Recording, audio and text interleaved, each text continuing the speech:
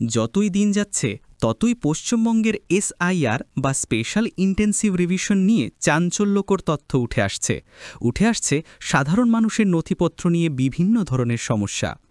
এরই মাঝে ইলেকশন কমিশনের সামনে পশ্চিমবঙ্গের এসআইআর নিয়ে তৈরি হয়েছে বিশাল কিছু চ্যালেঞ্জ, যার মোকাবিলা করতে হবে ইলেকশন কমিশনের, সাথে ভুক্তভোগী হবে সাধারণ ভোটাররাও।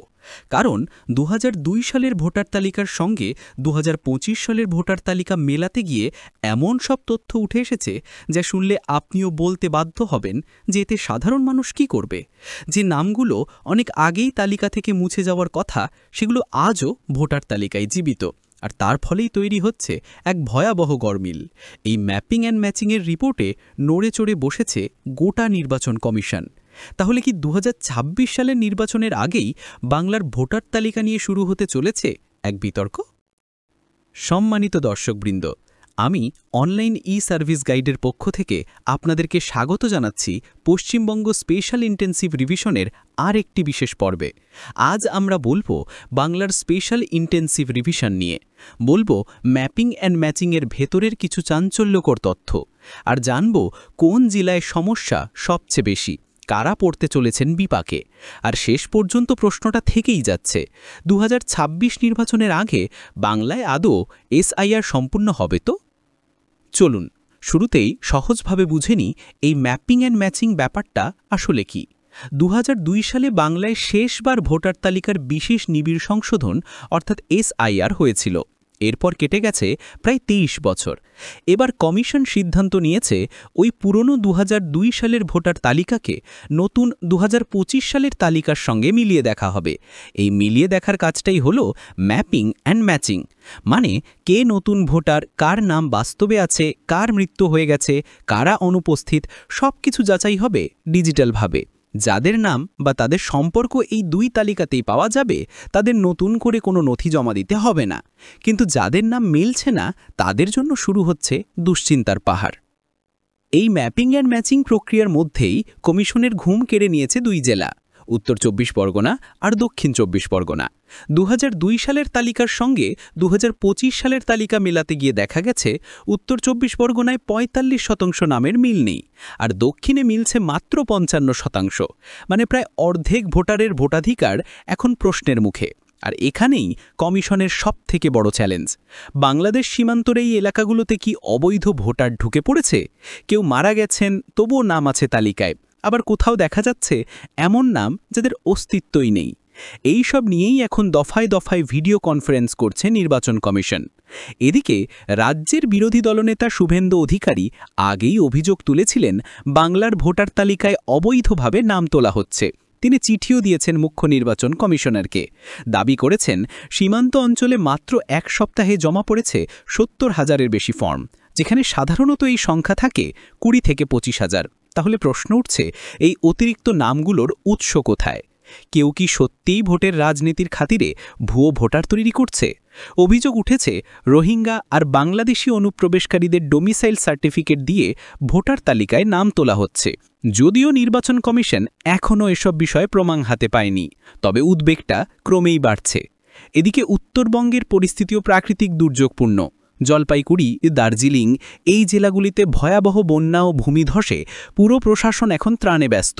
ফলে এই মুহূর্তে সেখানে ভোটার তালিকার ম্যাপিং কাজ শুরু করাই সম্ভব হচ্ছে না। কমিশন ভাবছে কলকাতা থেকে অতিরিক্ত কর্মী পাঠানো যায় কিনা। আর এক্ষেত্রে যারা নদী ভাঙন বা বন্যায় নথিপত্র হারিয়েছেন, তাদের নকল শংসাপত্র তৈরি করে দেওয়ার উদ্যোগও নিচ্ছে প্রশাসন। কিন্তু প্রশ্ন এখানেও থেকে যাচ্ছে, এইসব ক্ষতিগ্রস্ত মানুষজন যদি সময় মতো নথি না দিতে পারেন, তাহলে কি তারা ভোটাধিকার হারাতে পারেন? একদিকে কমিশন ব্যস্ত পশ্চিমবঙ্গের ভোটারের ম্যাচিং অ্যান্ড ম্যাপিং করতে, অন্যদিকে রাজনৈতিক চাপ বাড়ছে ঘণ্টায় ঘণ্টায়।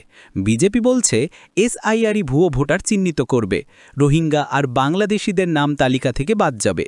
অন্যদিকে তৃণমূলের অভিযোগ, এই প্রক্রিয়ার আড়ালে মতুয়া ও শরণার্থী সম্প্রদায়ের ভোটাধিকার কেড়ে নেওয়া হচ্ছে। তবে রাজ্য প্রশাসনের সহযোগিতা ছাড়া এই কাজ সম্ভব নয়। কিন্তু শাসক দলই যদি এর বিরোধিতা করে, তাহলে কমিশন কাজ করবে কেমন করে? একদিক থেকে কেন্দ্রীয় প্রতিমন্ত্রী শান্তনু ঠাকুর বলছেন এসআইআর হলে 1 কোটি ভুয়ো ভোটার বাদ যাবে। অন্যদিকে শাসক দল বলছে এই পদক্ষেপে প্রকৃত শরণার্থী ক্ষতিগ্রস্ত হবেন। এর ফলে সাধারণ মানুষের মনে একটাই প্রশ্ন ঘুরপাক খাচ্ছে, সত্যি কোনটা? এই বিতর্কের মধ্যেই মুখ্য শিল্পী আধিকারিক মনোজ কুমার আগারওয়াল জানিয়েছেন কোনো বৈধ ভোটারের নাম ভোটার তালিকা থেকে বাদ যাবে না। অর্থাৎ কমিশন চাইছে কেউ যেন অন্যায়ভাবে বঞ্চিত না হয়। তবে বাস্তবতা হলো এই মুহূর্তে যথেষ্ট সংখ্যক বিএলও নেই, প্রশিক্ষণও পুরোপুরি শেষ হয়নি। অভিজ্ঞ বিএলওদের দিয়ে নতুন বিএলওদের ট্রেনিং দেওয়া হচ্ছে। কমিশন নির্দেশ দিয়েছে 2টি ক্লাস্টার তৈরি করতে, একটি অভিজ্ঞ বিএলওদের নিয়ে আরেকটি নতুন বিএলওদের নিয়ে। সবকিছু ঠিকঠাক থাকলে কালীপুজোর পরেই প্রশিক্ষণ শেষ হয়ে যাবে। তবুও প্রশ্ন রয়ে যায়, তারপরেও কি সব বাধা পেরিয়ে এসআইআর শুরু করা সম্ভব হবে? কারণ বিহারে জুলাই মাসে এসআইআর শুরু হয়েছিল, আর সেপ্টেম্বরেই চূড়ান্ত তালিকা প্রকাশ হয়েছে। বাংলায় যদি নভেম্বরের শুরু থেকে কাজ শুরু হয়, তাহলে ডিসেম্বরের মধ্যে তা শেষ হতেই হবে। অর্থাৎ জানুয়ারিতে খসড়া তালিকা, ফেব্রুয়ারিতে সংশোধন, আর ফেব্রুয়ারির শেষেই চূড়ান্ত তালিকা। কারণ মার্চে নির্বাচনের নির্ঘণ্ট প্রকাশ না করতে পারলে 7ই মের আগেই নতুন সরকার গঠন করা সম্ভব নয়। তাহলে কি এসআইআর-এর দেরির কারণে নির্বাচন পিছিয়ে যেতে পারে? অথবা আরও সহজভাবে বললে, কমিশন যদি সময় মতো কাজ শেষ করতে না পারে, তাহলে কি রাষ্ট্রপতি শাসন জারি হতে পারে রাজ্যে? এটাই দেখার বিষয়। এখন আপনি ভাবছেন এই সব বড় বড় তথ্য আমার কাজে কি আসবে? খুব দরকারি প্রশ্ন, কারণ এই মুহূর্তে প্রতিটি ভোটারের করণীয় কাজে একটি। যদি আপনার নাম ভোটার তালিকায় থাকে, তাহলে অবশ্যই যাচাই করুন সেটা ঠিক আছে কিনা। নথি, ঠিকানা, বয়স সব তথ্য মিলিয়ে দেখুন। আর যদি কোনো ভুল পান, অবশ্যই ফর্ম ফিল আপ করে সংশোধনের জন্য আবেদন করুন। অনলাইনে অথবা বিএলওদের অফিসে গিয়েও আবেদন করতে পারবেন। মনে রাখবেন, ভোটার তালিকা সঠিক না হলে একদিন আপনার ভোটের অধিকারটাই মুছে যেতে পারে। এই মুহূর্তে ঝাড়গ্রাম, পশ্চিম মেদিনীপুরের ম্যাপিং শেষ হয়ে গেছে। সেখানে 74% ভোটারের নাম মিলেছে। অন্যদিকে উত্তর 24 পরগনা আর দক্ষিণ 24 পরগনায় ভোটার তথ্য মিলছে 50 থেকে 55%। বাকি জেলাগুলোয় গড় মিল 60 থেকে 65% ভোটার তথ্য সঠিকভাবে খুঁজে পাওয়া গেছে। এই অঙ্কই এখন কমিশনের সামনে সবথেকে বড় চ্যালেঞ্জ। বিহারে এসআইআর শেষে 48 লক্ষ ভোটারের নাম বাদ পড়েছিল। তাহলে বাংলায় কি সেই সংখ্যা 1 কোটি ছাড়িয়ে যাবে? যদি তাই হয়, তবে বদলে যাবে পুরো রাজ্যের রাজনৈতিক সমীকরণ। কে থাকবে, কে বাদ যাবে, সব নির্ভর করছে এই ম্যাপিং অ্যান্ড ম্যাচিংয়ের ওপর। তো বাংলার নির্বাচনী প্রক্রিয়ায় এখন এক টানটান উত্তেজনা। একদিকে কমিশনের চাপ, অন্যদিকে রাজনৈতিক সংঘাত। এর মাঝেই চলছে ভোটারের অধিকারের লড়াই। আপনার ভোটই আপনার শক্তি, তাই এখনই নিজের নাম যাচাই করুন, ভুল থাকলে সংশোধন করুন। আর এই খবরটি সবাইকে শেয়ার করুন, যেন কেউ অজান্তে নিজের ভোটাধিকার হারিয়ে না ফেলে। কারণ সচেতন নাগরিক মানেই শক্তিশালী গণতন্ত্র। সম্মানিত দর্শকবৃন্দ, এই ছিল পশ্চিমবঙ্গের এসআইআর নিয়ে ইলেকশন কমিশন, রাজ্যের শাসক দল এবং বিরোধী দলের অবস্থান, আর সাধারণ মানুষের খবরের স্থান। ধন্যবাদ। আবার আলোচনা হবে পরের ভিডিওতে একটি নতুন আপডেট, একটি নতুন তথ্য নিয়ে। ততদিন ভালো থাকুন, সচেতন থাকুন, আর নিজের ভোটার তথ্য নিজেই যাচাই করে ফেলুন।